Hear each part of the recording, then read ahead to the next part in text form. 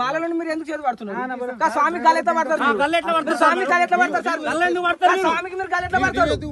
ఎందుకు కావను నువ్వు స్వామికి నువ్వు నాడు కేసు ఇస్తాను. మేము నీ కోరు పంపినోడు ఎవరు? మీకు అంత రైట్స్ ఏమున్నాయి? స్వామికి ఎట్లా పడతావు సార్? నువ్వు బండ్లు తీసుకోపో. నువ్వు స్వామికి ఎట్లా పడతావు? నువ్వు స్వామికి ఎందుకు పడతావు? స్వామికి ఎవరు గలపడమన్నారు? నీకు స్వామికి గల్ల ఎవరు పట్టమన్నారు?